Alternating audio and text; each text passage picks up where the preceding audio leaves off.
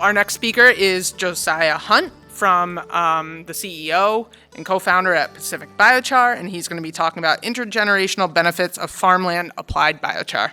Thanks, Josiah.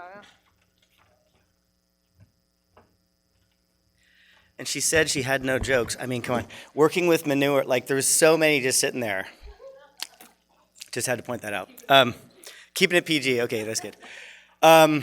Gosh, guys, I'm nervous today. Usually when I give a presentation, it's about like a research project that we did, and I'm presenting data. It's about like my company and the stuff that we've done. And this is a new one for me because this is a concept. It's a concept that has like various elements of development.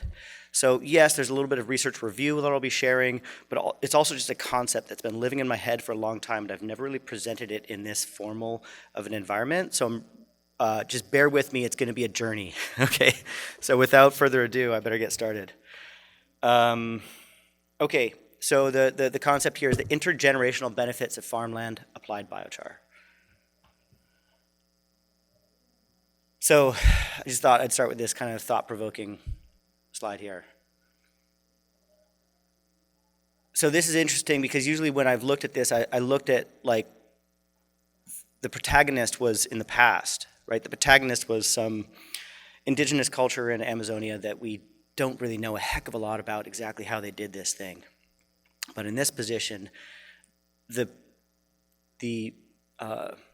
protagonist is us, right? This is 500. This is looking back. 500 years from now, we're the protagonist. What are we doing now? Right? And I know it's taking a little bit of a stab at DAC. Sorry, there's a lot of acronyms on here. This is like 500 years from present. We spent the CDR, the Carbon Dioxide Removal Fund, on direct air capture, right? Which is not resulting in the co-benefits of soil fertility. Or we spent the CDR fund on biochar, which can result in the co-benefits of intergenerational soil fertility. So anyways, that's kind of the premise of what I'll be talking about a bit. So the research level that we're at right now is like mind-blowing. We're at like the meta stage, right? We have so many research articles, there's meta-analyses. And now we've got so many meta-analyses that there's like essentially meta-analyses of the meta-analyses. Generally, you would call it like a systematic review. So that's fantastic. Like we have so much power behind the data, and there's a lot more to be done to refine. But I think it's just important to reflect on how much data we already have, which is a lot. And I think a few things have really come out. You know, we have a crop yield improvement of 10 to 15%, water use efficiency, significant water use efficiency, you know, closer to 20%. Improvements in additional soil organic carbon. Available phosphorus, available nitrogen, and other benefits. So here's the key concepts, and sorry, there's going to be a lot of words in here. When farmland applied, some benefits will result, right? If we just kind of were blanket applying the stuff with at least some general guardrails, there's going to be a pretty good amount of benefit that occurs. But with an intention focusing on intergenerational values, we could dramatically improve the intergenerational outcomes. The potential for these intergenerational outcomes is profound, it's dramatic. And a system of financial reward today for intergenerational outcomes to be achieved is possible, I believe, and would drive action towards that goal. And this is really like this is kind of like giving a gift to the generations to come. We're screwing them over, right? We're screwing them. So I feel like, it's climate change mitigation is a great way, but then I think also another way to think about this is that how can we add a climate change adaptation element to what's primarily a climate change mitigation game that we're playing with biochar as a carbon removal tool. Brief overview. So this, I'm going to give brief context of what my company does. It'll help give context to what what I'm going to talk about. So we modify biomass power plants to produce biochar. It's pretty efficient. We ship with standard trucks. Again, very efficient, pretty easy to do. We often co-locate with compost yards for processing and distribution. This is highly efficient and also has some other co-benefits. We're working with very large landowners and have been getting very good results, with massive acreage. For reference, we produce about 2 full trucks a day at our California facility, and they're all going out. And we've been doing this since 2016. So here's basically the math that makes this whole thing work for me. When the carbon is worth more in the ground than it is in the furnace, a business we might have, right? Because when we're looking at, when you have a generator, and a power purchase agreement, you have an incentive to generate power. And the biomass often will come at some cost. It's at least the cost to run the place. And so that carbon, the carbon in the biochar, we could just put it back on the front end and burn that stuff and get the energy value out of it. So it has to be at least worth more in the soil than it is in the furnace. And so that's the basis of the business. We, prior to 2020, we had to do this on ag sales alone, and we survived, but barely. In 2020, we registered some of the first carbon credits. And now we've got two legs to stand on, right? We can generate two products from one process: a carbon removal, which is a service to humanity, and a physical product of biochar, which can be a soil amendment or something of that nature. Farmland improvement, potting media, such and such. So now we've got two legs to stand on. Well, this is really interesting. I didn't anticipate it coming this quick, but here we are. It's already coming to the point where our carbon removal contracts, we have to deliver, right? And this is an international market, right? And the biochar sales, it's a regional market and it's a seasonal market, and they're also very susceptible to the whims of climate change. So a lot of our farmers are being affected by climate change in a way that is reducing their capacity to spend their funds on an investment like biochar. And so here we get in this situation where biochar must sometimes be deployed at cost in order to deliver our CDR supply. And we're already in that situation. So sometimes the biochar is sold at profit, and sometimes it's a liability that we have to get rid of, or we have to deploy it in soil. I don't want to say get rid of just get rid of it, but we have to get it in the ground, even if we have to spend money to do that rather than selling it. And I think that's a concept that's important to really grasp. We are living in that now already as one of the larger producers. And so that really, I think, helps create the context that makes what I'm going to talk about next really ripe. I guess one more thing here. The requirements for CDR is that it must be sequestered, it must do no harm, and we'd like some co-benefits, please. So that, farmland application checks all the boxes. We can also use the material in landfill applications as alternative daily cover or landfill solidification and stabilization materials, which have value. They help the landfill operate their facilities clean and safe and reduce environmental pollution. So must be sequestered, check the box. Do no harm, check the box, and some co-benefits, right? So as far as delivering our CDR supply, these are equal. But when I think back to 500 years from now, I don't think they are equal. And I'd like to see a lot more of the farmland applications occur, particularly in ways that achieve climate change adaptation, but we don't have tools to push to incentivize that yet. That's the focus stuff. Okay, set the context. Okay, these are just my notes to myself, you guys. You can kind of ignore these to help me stay on track. So again, CDR with co-benefits, lots of articles. So I've used some of those meta-analyses to run some modeling on what it's really worth. All right, so I have the basic assumptions here, but there's a few more assumptions that I should mention. One is the assumption that the biochar value continues as long as it is present. So I put the biochar value associated with the decay rate. So the biochar will continue to provide some result as long as it's present, but it does decay. So the value decays at the same as the decay rate. But we also have to think about maybe the discount rate. Right? So when you're thinking about investment, you invest now for future value. So they apply a discount rate because the future value isn't as important as today's value. So they apply a discount rate of 2 to 5%. And so I applied that because I think it's useful to think of. But if you're looking at the reverse, if you're looking 100 years from the present looking back, that discount rate isn't really what you would think about. You would think about the actual value. So I put the discount rate at 0 and at 2%. So I run these models. So here's one just using crops. I'm using the statewide data for average yield and average price per ton and stuff like that. I'm using the yield increase of 10% from a really great article by Yi et al. In 2020, biochar crop yield improvements with and without fertilizer system. And the application of 4.5 tons per acre, which is basically 10 tons per hectare, which is kind of one of the standard numbers in that, which is also equivalent to 0.5% organic matter in the top 6 inches of soil. So I think that's pretty fair. So here's the crop yield value in almonds in the 1,000-year value, which is, how to go back, which is basically, anyways, let's go to the 0% discount rate one. $67,000 per ton of biochar is the crop yield value that's being provided over the lifetime of that biochar within a 1,000-year time frame.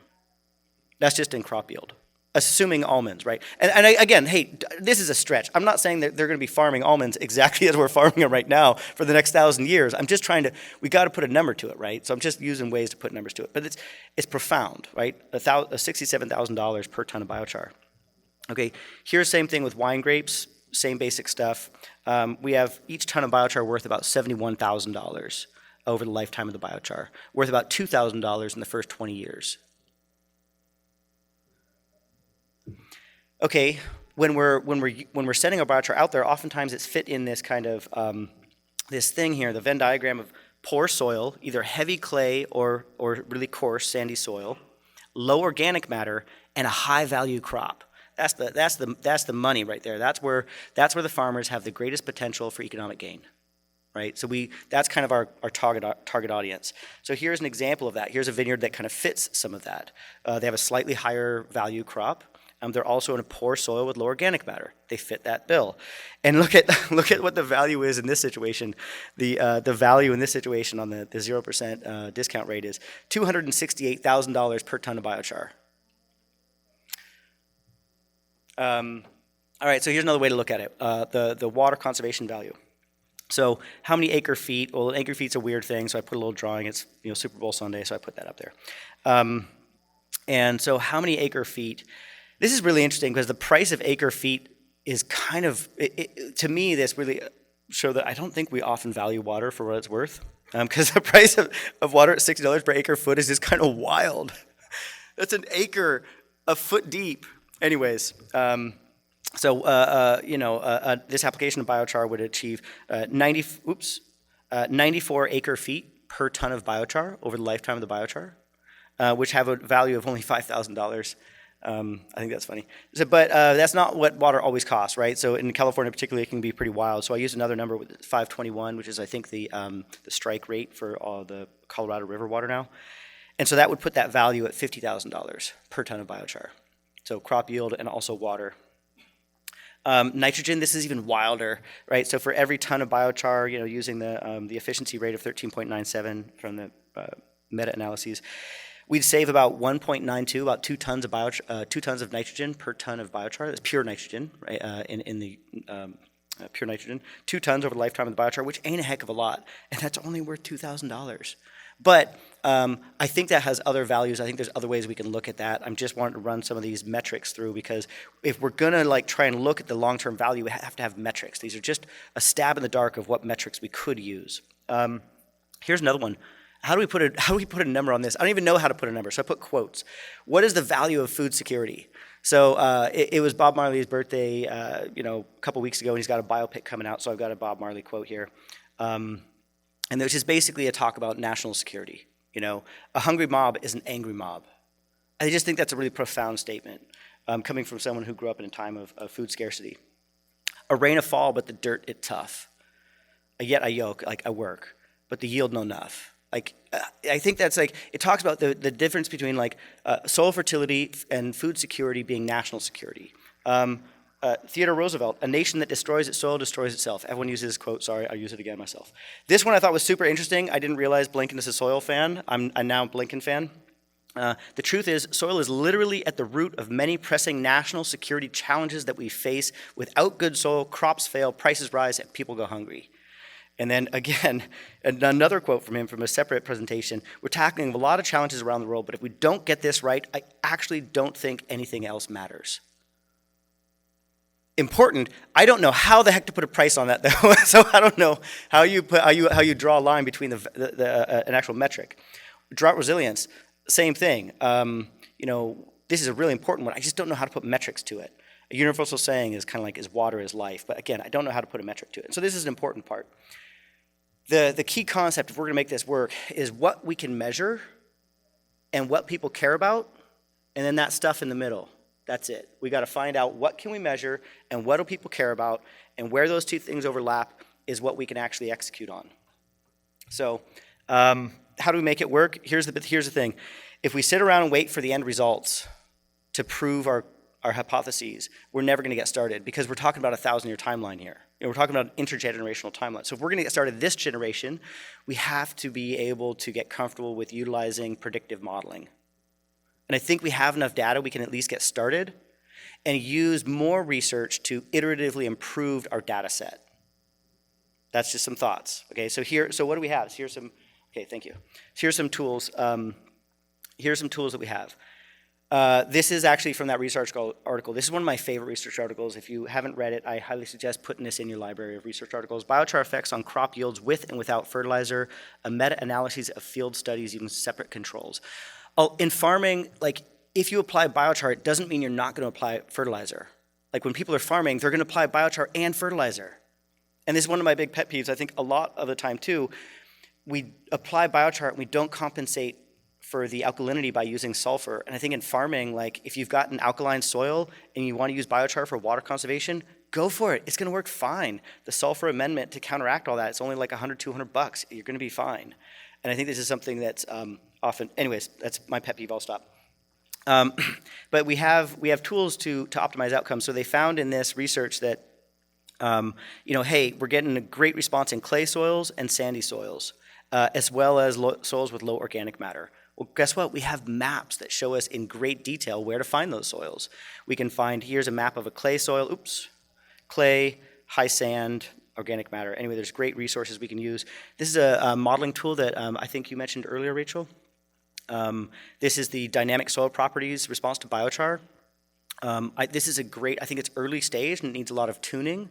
And I think it would be great if we could input biochar characteristics, but it's a great early stage modeling tool that we could use that can help identify, see it's got a graded response here, so it's a little bit qualitative, like hey, it's not a little bit, it is qualitative. It's like green, yellow, red. It's going to be good, medium, bad, or maybe not bad, but nominal response. So I think this is an early example of something that's very rudimentary we could use to help guide where we apply it, and we can also use the same basic version of this to report the predicted outcomes if we were to develop it fully enough. I think there's precedence for stuff like this. Payment for ecosystem services. This is a thing that exists. People pay for ecosystem services, and I think this is the same basic concept. We're talking about future ecosystem services, for intergenerational ecosystem services, but I think there is precedence for this kind of thing to occur. And there's also proxies. There's a lot going on in the world right now with biodiversity credits and the biodiversity framework. That was the big conference of parties in Montreal last year. A lot of work on that. There's some early stage frameworks to help enable such transactions. This is the ecological benefits framework I helped work on developing that talks about, how do we talk about this kind of stuff? And it's a hard one, and they're starting to try to work on it, and they're talking with UN and all those organizations. And there's even some potential marketplaces willing to give a pilot like this a trial, where we come up with a methodology that is, everyone's like, hey, that looks pretty good. Go for it. We'll let you take your methodology and take these wild intergenerational credits or whatever the heck we call them and give it a shot and see if anybody's interested. So I'm not saying like it's all nailed out at all. I think there's a lot of development, but I was surprised when looking through it how many pieces of the puzzle are already existing in some early and nascent stage. So I just want to say I think it's a wild idea, it's a knowingly wild idea, but I do think it is also kind of doable. So we're already starting. We're at Pacific Biochar. We're already starting to do this. We are developing it in a grant style. Like a grant program, where we deploy the biochar as if it were funds, and we're the grant administering the funds. And the funds are administered, or the biochar is administered according to criteria. And the criteria is basically ecological benefit, right? Intergenerational ecological benefit. And so that's kind of what we're developing, and we're still trying to work out the language of like, how does this work? What are the criteria? And all of that fun outreach stuff. But we're starting. But we're not waiting till we get it perfect. We're just starting to deploy because we got to start working our muscles of what does the administration of this look like? How do we actually talk to a farmer about this? Like how does this outreach look? What does the shipping look like on this? So we're just starting to do it now. We have a couple early stage farms that we're working with. Alexander Family Farms is one of our favorite up in Humboldt. And that we're just starting to work with them on kind of a casual basis at first to try and like just pilot this program out to get it going.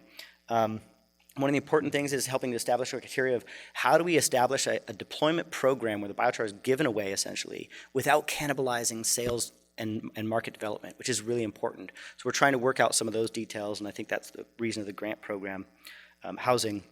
And then I think some of the stakeholder discussion, which is really important, is what is valued. Of all those things I listed, like what are the values that really stick, that resonate with people?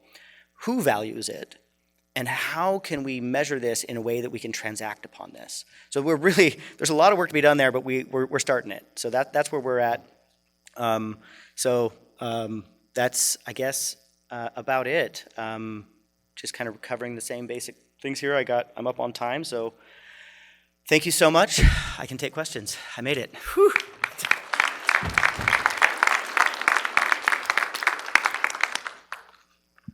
Yes, this is totally awesome. And yes, 0 is the sustainable discount rate, in my humble opinion. And how to measure it, because money can never be the independent variable. So what is the alternative solid variable to use? So when I analyze things and talk about efficiency, output over input, the output that I am talking about is basic physical needs: clean air and water, healthy food, cooking, comfy shelter, and plenty of sleep and exercise. Notice the exercise part. So, that's one place to start. So we'll talk. Thank you very much. Thank you. Any other questions?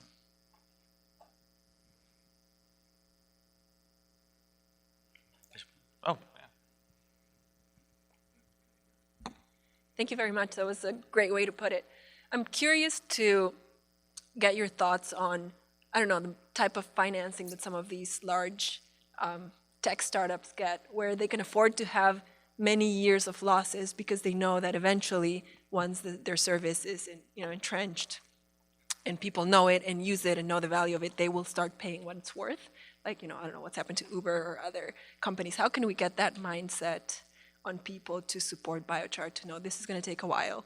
We need to have losses for a while until people really see this value and start paying for it. Yeah, the funding, I don't know how to finance it. I mean, right, that's why we're just kind of starting to get our feet wet. We actually tried reaching out to some nonprofits to administer the program. That was our first idea, is that the grant program would be administered by a third-party nonprofit, but it was just too foreign of a concept, so we realized we had to actually develop it in-house, and so it at least had a little bit of a working model in order for people to have something to see as tangible and financeable. But I don't know what the answer is yet, so we're just doing it in-house. And luckily, the carbon removal credits can pay for the cost of biochar production. And as long as we can sell a portion of it, we can afford to deploy a significant amount of it. And so we're going to be all right for a little while, but I don't know what the financing looks like for this.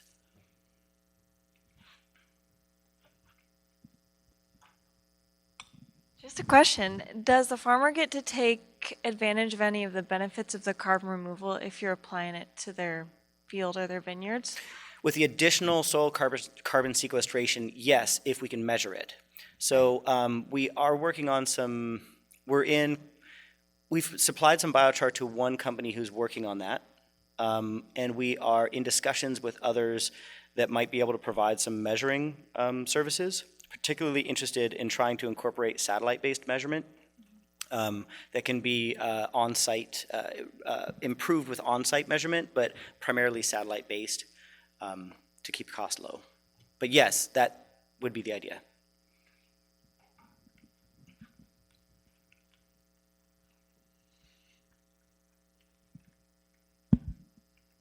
So if you're modeling on 15% or 25% more production by the farm, and they're getting free biochar, aren't they winning? Yeah, totally. So I mean, another version of this is just a land flipping version. I mean, another version would be Bill Gates decides that, hey, with my land purchasing plans, I'm going to start purchasing land near biochar facilities and start taking their overstock material to build the fertility of my land so that it has greater value when I lease it or sell it later. That would be another version of it. Right, and capitalizing on the farmer winning. Yeah, and that would be kind of like more of a near-term financial focus, and I think that could achieve many of the same goals. It could achieve many of the same goals. You could basically apply many of the same criteria, maybe not all, but I think that is another way of making it work. But that's a lot of money to deploy, and so we've had some conversations with some folks very early stage about doing some sort of large capital deployment like that. But it's a lot of money to tie up for a long time, and so. Again, I think it's hard to get people to buy in on it until there's maybe a little bit more of a tangible proof of concept in play already. One more brief question. No? That's it for questions. Thank you, everyone. Okay, thank you.